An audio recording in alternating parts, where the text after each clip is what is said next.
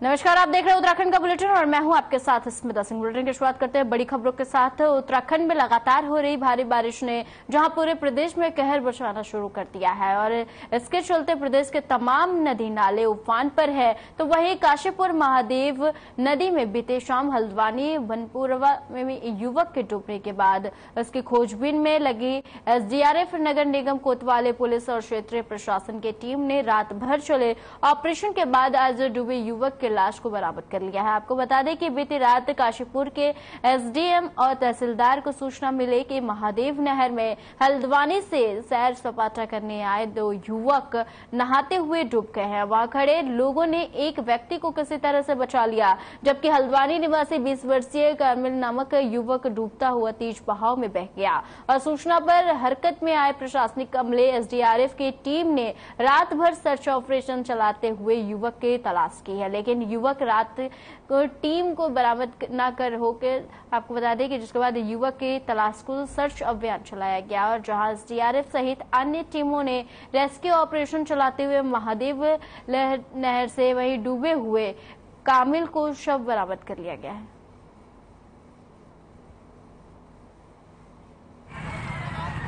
लेकिन कल देर शाम एक घटना अभी संज्ञान में है कि 4 बजे लगभग सूचना मिली कि एक बच्चा जो है नहर में नहाते समय बह गया। तो कल ही एसडीआरएफ की टीम आके शाम से ही पुलिस की टीम, एसडीआरएफ की टीम उस बॉडी को जो बच्चा बहा था उसको रिकवर करने में लगी थी। लेकिन कल देर रात तक अभियान चलाने के बाद क्योंकि जलस्तर बढ़ा हुआ था तो बॉडी रिकवर नहीं हो पाई। लेकिन आज सुबह जो है, सुबह से अभियान चल रहा था, बॉडी मिल गई है। उसमें जो आगे की नियमानुसार कार्रवाई है वो की जा रही है।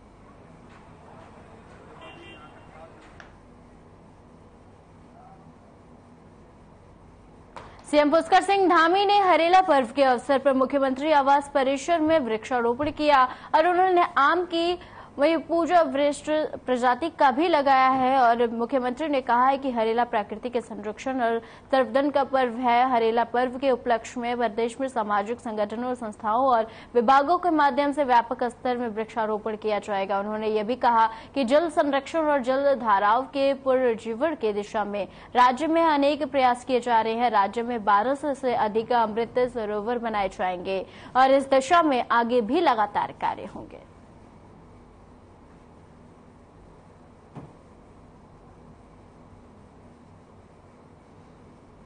हरेला पर्व हमारे यहाँ पर प्रकृति के संवर्धन का, प्रकृति के संरक्षण का, ऋतु परिवर्तन का एक त्यौहार है और इसमें हम लोग प्रकृति के संरक्षण के लिए, संवर्धन के लिए जहाँ पौधे रोपित करते हैं, बड़ी मात्रा में हम पर्यावरण का ये दिवस मनाते हैं।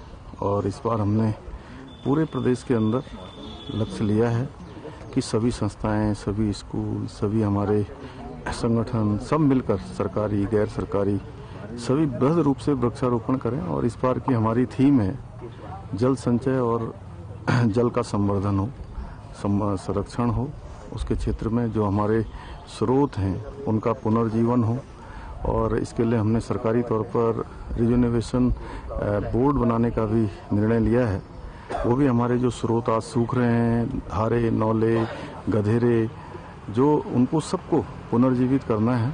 और जो जल संरक्षण के क्षेत्र में माननीय प्रधानमंत्री जी ने अमृत सरोवर पूरे देश के अंदर बनाने का संकल्प लिया था, उस तहत हमने 1200 से भी ज़्यादा यहाँ पर अमृत सरोवर बना दिए हैं। देखिए, सबसे पहले तो मैं प्रदेशवासियों को, देशवासियों को हरेला पर्व की शुभकामनाएं देता हूँ।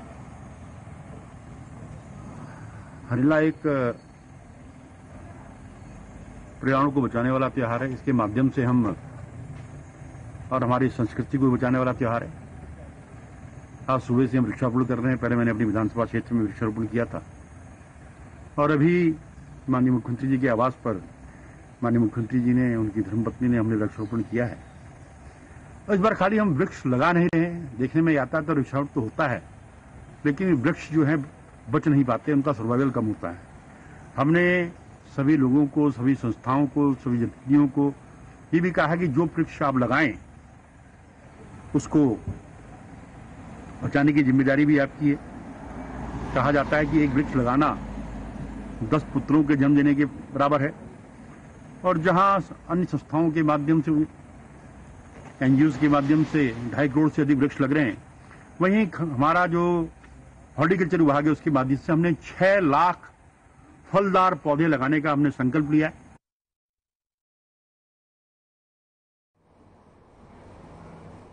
खबर देहरादून से है, जहां कृषि मंत्री गणेश जोशी ने देहरादून सब्जी मंडी का निरीक्षण किया। निरीक्षण करने के बाद इसका असर भी देखने को मिला और इसी बात की पुष्टि कृषि मंत्री गणेश जोशी ने खुद की है। और निरीक्षण के अगले दिन अनाज से टमाटर के भाव में भी कमी आई है।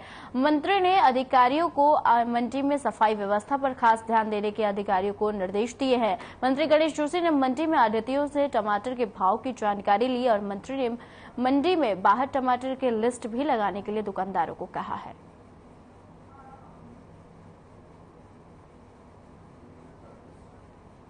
आपको बता दें, खबर देहरादून से है, जहां कृषि मंत्री गणेश जोशी ने सब्जी मंडी का दौरा किया और इस दौरान औचक निरीक्षण के दौरान महंगाई से राहत के लिए कड़ा कदम उठाया है। साथ ही आपको बता दें कि टमाटर के भाव की जानकारी भी ली कृषि मंत्री गणेश जोशी ने।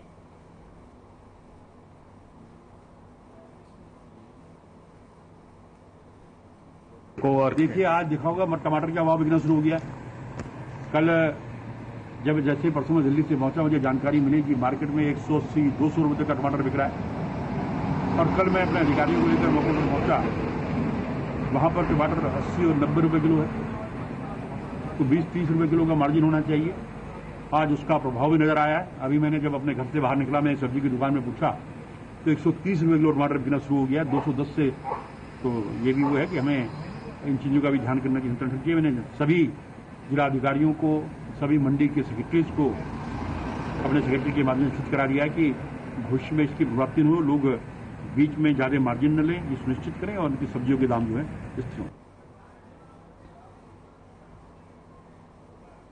खबर देहरादून से है, जहां टिहरी गढ़वाल के सांसद माला राज्य लक्ष्मी शाह हरेला कार्यक्रम में पहुंची और इस कार्यक्रम में उन्होंने पर्यावरण और पानी को बचाने की अपील की है। उन्होंने कहा है कि हमारा उत्तराखंड वैसे तो हरा भरा है, अगर ज्यादा हरा भरा हो तो यह हमारे लिए अच्छी बात है और हमें सबको पेड़ लगाने के लिए प्रेरित, खुद भी जागरूक होना होगा और आने वाले पीड़ित, आपको बता दें कि पीढ़ियों को भी जागरूक करना होगा ताकि हमारा पर्यावरण संरक्षित रह सके।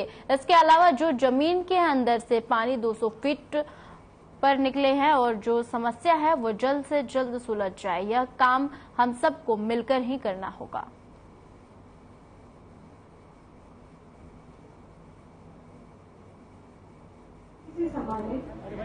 सबको बधाई देना चाहती हूँ। जैसा हम लोग प्रोग्राम करते हैं सभी लोग मिलकर, जैसा आज बोला गया है एनवायरनमेंट के बारे में, पानी के बारे में, वृक्ष के बारे में, ग्रीन, जो हम ग्रीन, वैसे हमारा उत्तराखंड ग्रीन ही है और ग्रीन हो जाए और अच्छा हो जाए। जो पानी का प्रॉब्लम्स आ रहा है उसको सॉल्व हो जाए सब मिलकर, क्योंकि ये काम एक आदमी का नहीं है, सभी को मिलकर इसमें इन्वॉल्व होना पड़ेगा, सबको लेकर चलना पड़ेगा, तभी हमारा उत्तराखंड आगे बढ़ेंगे। हमारा सौभाग्य है। खबर अल्मोड़ा से है, जहां लोक पर्व एवं हरियाली का प्रतीक हरेला के अवसर पर अल्मोड़ा जनपद में वन विभाग ने बृहद पौधारोपण की शुरुआत की है और इस दौरान विधायक मनोज तिवारी और जिला अधिकारी विनीत तोमर ने पौधारोपण किया और 1 महीने तक चलने वाले वन महोत्सव में जिले में 3.5 लाख विभिन्न प्रजातियों के पौधे का रोपण किया जाएगा और जिसमें बाज, उतीस, आंवला, रांस, तेज पत्ता और सहित फलदार वृक्ष रोपित किए जाएंगे। इस मौके पर विधायक मनोज तिवारी ने कहा कि हरेला पर्व पर पौधे को सुरक्षित करने का संकल्प लेने के लिए आवश्यकता है और ताकि पर्यावरण संरक्षण को ले सके। और वहीं जिला अधिकारी ने कहा कि जनपद में आज से पौधारोपण की शुरुआत की गई है। सप्ताह भर प्रशासन द्वारा करीब 3.5 लाख विभिन्न प्रजातियों के पौधे रोपित करने का लक्ष्य रखा गया है।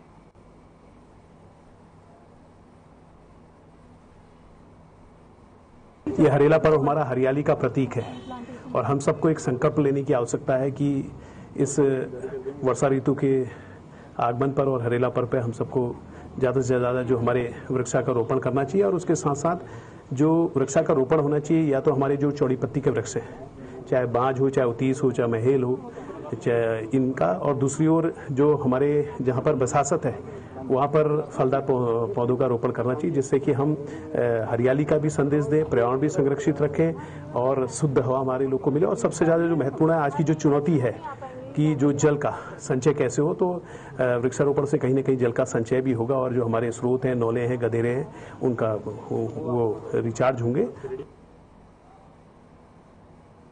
उत्तराखंड में होमगार्ड का जवान केवल ट्रैफिक ड्यूटी तक ही सीमित नहीं रहेगा और इस जवान के कंधों पर अब सिक्योरिटी का भी जिम्मा रहेगा। बता दें कि आपको उत्तराखंड पुलिस में आपको बता दें कि कांस्टेबलों की लंबे समय से कमी चल रही है, जिसके चलते वीआईपी और वीवीआईपी की सुरक्षा में लगने वाले जवानों में भी भारी कमी देखने को मिली है। आपको बता दें कि लेकिन इस कमी को पूरी करने के लिए अब उत्तराखंड होमगार्ड के जवान करेंगे, और क्योंकि इनको अब पिस्टल की ट्रेनिंग दी जा रही है और आने वाले समय में होमगार्ड का जवान सुरक्षा का जिम्मा संभालेगा। इस योजना से अब होमगार्ड के जवानों में भी खुशी देखने को मिल रही है।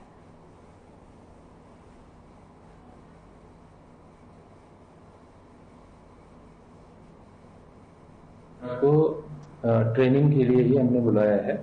50 होमगार्ड्स हैं, धीरे धीरे हमने उनकी संख्या और बढ़ाएंगे और इसमें एक एसओपी हमने उत्तराखंड शासन को प्रेषित की गई है और उसमें इस होमगार्ड्स को एज संतरी या गनर के तौर पे लिए जाने के लिए भी हमने प्रस्तावित किया है और वहां से आने पर उनके शासन के निर्देश के क्रम में तब जाके इनका उपयोग हम विभिन्न उसमें करेंगे। फिलहाल हमारा योजना इस समय होमगार्ड्स को शस्त्र से प्रशिक्षण प्रदान करना।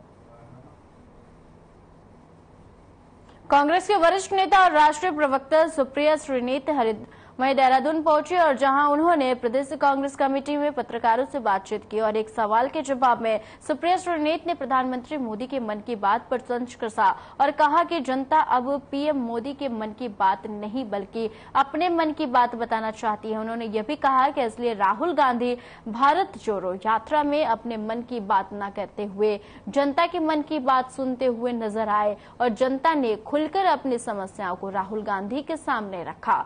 सुप्रिया श्रीनीत ने यह भी कहा कि आज सरकार न महिलाओं के मन की बात सुन रही है, न किसानों के मन की बात सुन रही है, न युवाओं के मन की बात सुन रही है और न ही आम वर्ग के लोगों की बात सुन रही है। जनता अब आने वाले समय में अपनी भागीदारी सुनिश्चित करना चाहती है।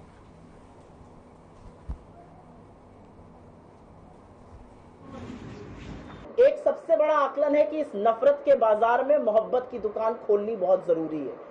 ये हम समझ गए। इस देश के लोग शांति से, प्यार से, मोहब्बत से रहना चाहते हैं। एक और बड़ा आकलन ये है कि 9 साल से लोग एक आदमी के मन की बात सुन के उकता चुके हैं। वो राहुल गांधी जी से हाथ जोड़ के कह रहे थे हमारी बात सुनिए, और जैसा कि मेरे लीडर ने कहा कुछ टाइम बाद उन्होंने बोलना बंद कर दिया और सिर्फ लोगों की बात सुनी। लोगों के मन में बहुत सारे सवाल हैं, लोगों के मन में बहुत सारी आशंकाएं हैं, लोगों के मन में बहुत सारे डाउट हैं, लोगों के मन में बहुत सारी आकांक्षाएं भी हैं, बहुत एम्बिशन भी है। उनकी कोई बात ही नहीं सुनना चाहता है। ना गृहिणियों की बात आप सुनना चाहते हैं जो 1200 पे सिलेंडर खरीद रही हैं।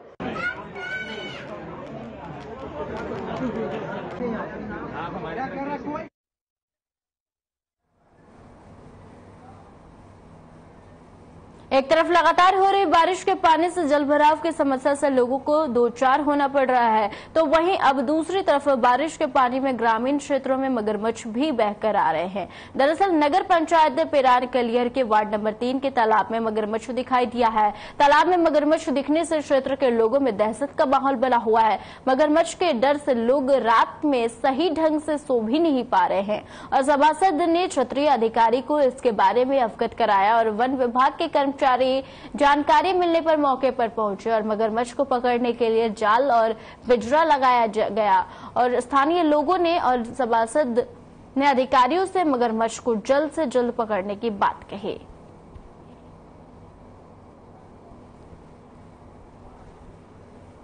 चार दिनों से यहाँ पर मुझे इसकी वार्डवासी द्वारा जानकारी दी गई। मैं तत्काल यहाँ पर पहुंचा और मेरे द्वारा फिर वन विभाग के अधिकारियों को सूचित किया गया। वो वन विभाग के अधिकारी भी मौके पर पहुंचे और उनके द्वारा यहाँ पर तत्काल में जाल लगाया गया।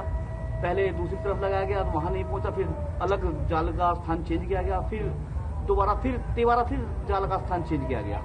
वन विभाग के अधिकारी भी निरंतर यहाँ पर आ रहे हैं। अब उन्होंने आज मेरे द्वारा ज्ञापन भी दिया गया है रेंजर साहब से बात करके।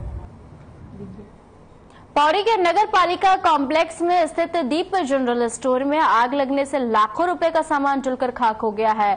जानकारी के अनुसार दुकान मालिक नागेंद्र रतूड़ी ने बताया कि बीती रात उनको फोन के जरिए सूचना मिली कि उनके दुकान में आग लगी हुई है। मौके पर पहुंचकर फायर स्टेशन पौड़ी को सूचित किया गया और जिसके बाद दमकल कर्मियों की टीम भी मौके पर पहुंची और कड़ी मशक्कत पर करवाई किसी तरह से आग पर काबू पाया गया। और बताया जा रहा है कि गनीमत यह रही कि आग कॉम्प्लेक्स में और दुकानों की ओर बढ़ने से बच गई है, और लेकिन इस घटना में जनरल स्टोर के अंदर रखा सारा सामान जलकर खाक हो गया। दुकान स्वामी ने बताया कि आग लगने का कारण संभवतः सर्किट बताया जा सकता है। और आग लगने की घटना के बाद आज विधायक राजकुमार पौरी ने भी घटनास्थल का स्थानीय निरीक्षण किया। इस दौरान उनके साथ भारी संख्या में स्थानीय लोग भी मौजूद रहे। विधायक ने अचानक लगी आग से स्थानीय व्यापारी को हुए नुकसान पर दुख जताया है और हर संभव मदद करने का आश्वासन दिया है।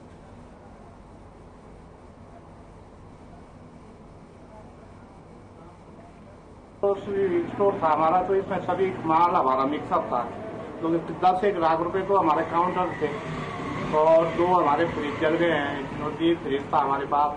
और सारा ही माल तो लगभग जो है मतलब बिजली के तार से लेके ये शटर उटर टोटल प्लस्तर उलस्तर मतलब 0 हो गया है। तो वही 40-45 लाख रुपए जो है मान के चले। वैसे नुकसान तो ज्यादा भी हो सकता है। मेरे हिसाब से कम 1 करोड़ रुपए का नुकसान हुआ है और रात करीब 1:30 बजे आग लगी है और जिसमें सब कुछ जल के खाक हो चुका है। मतलब बचा कुछ नहीं है सामान। क्या कारण पता चल पाया? क्या क्या लगता है आपको? अब आग लगने का कारण तो बताया नहीं जा सकता, मगर फिर भी जहाँ तक शॉर्ट सर्किट ही है तो अभी तो कोई नहीं आया, मगर अभी मेरी बात हुई है, मेरे ख्याल से तहसीलदार साहब आ रहे हैं।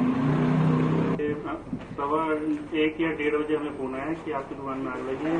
उसके बाद हम यहाँ आए, तब 2 बजे करीब फायर ब्रिगेड आई और उन्होंने आग बुझाई और नुकसान का पूरे को 40-50 लाख रुपए के लगभग हुआ। अभी कारण का कुछ पता नहीं है किससे आग लगी है। जो है कल 1:30 बजे रात के बाद आग लगी है और आग पर काबू जो है फायर ब्रिगेड के द्वारा पाया गया है। बड़े नुकसान होने से बचाया गया, बिल्डिंगों को ध्वस्त होने से बचाया गया है। और यहाँ पर विधायक जी आए थे, विधायक जी ने तुरंत रिपोर्ट तैयार करने के लिए निर्देश दिए। प्रशासन की तरफ से प्रयास किए जाएंगे और हम अपने रिपोर्ट बनाकर। दुखद घटना है इस परिवार के लिए जिसका रोजी रोटी इस व्यवसाय से चलती थी और वो उनसे आज यहाँ पर दुकान में जो आग लगी है उसकी वजह से उनसे छिन गई है। ये बड़ी दुख की घड़ी है।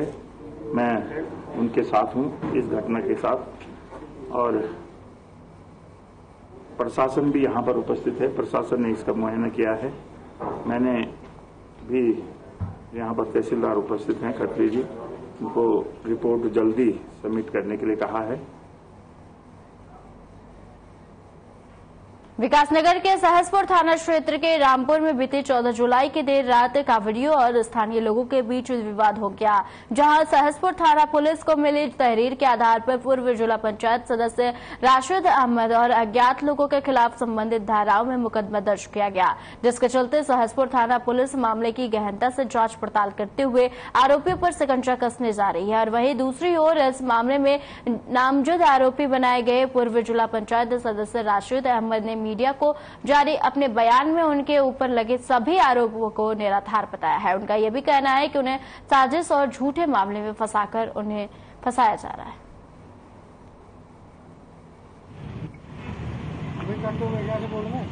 मामला यह है भाई साहब, इसलिए प्रेस वार्ता का वो कर रहे हैं कि आज हमें पता लगा कल रोड पे कोई झगड़ा हुआ, रामपुर रोड पे कावड़ियों का, और कहाँ के लड़के होंगे हमें नहीं पता, हम मौके पे भी नहीं थे।